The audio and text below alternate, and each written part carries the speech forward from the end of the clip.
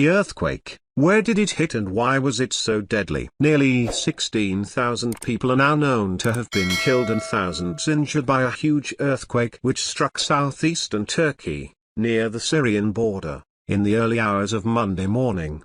The earthquake, which hit near the town of Gaziantep, was closely followed by numerous aftershocks, including one quake which was almost as large as the first. The death toll is expected to keep rising. Why was it so deadly? The first earthquake was big. It registered as 7.8, classified as major on the official magnitude scale. It broke along about 100 kilometers, 62 miles, of fault line, causing serious damage to buildings near the fault. Professor Joanna Foyer-Walker, head of the Institute for Risk and Disaster Reduction at University College London, said, "Of the deadliest earthquakes in any given year, only 2 in the last 10 years have been of equivalent magnitude, and 4 in the previous 10 years.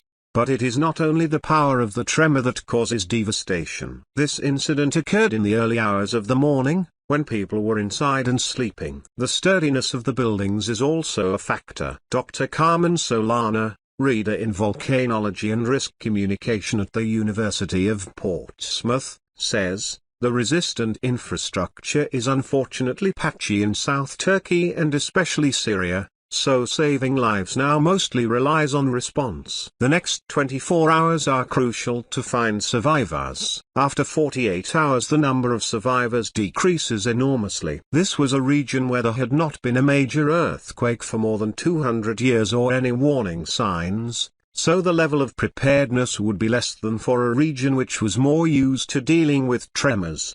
What caused the earthquake? The Earth's crust is made up of separate bits, called plates, that nestle alongside each other. These plates often try to move but are prevented by the friction of rubbing up against an adjoining one. But sometimes the pressure builds until one plate suddenly jerks across, causing the surface to move. In this case it was the Arabian plate moving northwards and grinding against the Anatolian plate. Friction from the plates has been responsible for very damaging earthquakes in the past. On the 13th of August 1822 it caused an earthquake registering 7.4 in magnitude, significantly less than the 7.8 magnitude recorded on Monday. Even so, the 19th century earthquake resulted in immense damage to towns in the area, with 7,000 deaths recorded in the city of Aleppo alone. Damaging aftershocks continued for nearly a year. There have already been several aftershocks following the current earthquake and scientists are expecting it to follow the same trend as the previous big one in the region.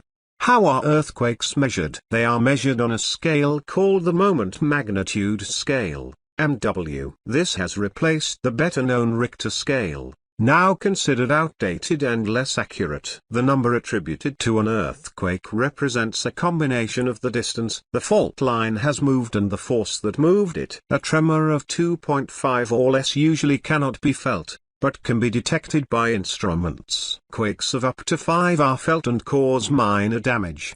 The Turkish earthquake at 7.8 is classified as major and usually causes serious damage, as it has in this instance. Anything above 8 causes catastrophic damage and can totally destroy communities at its center. How does this compare with other large earthquakes? On the 26th of December 2004, one of the largest earthquakes ever recorded struck off the coast of Indonesia, triggering a tsunami that swept away entire communities around the Indian Ocean.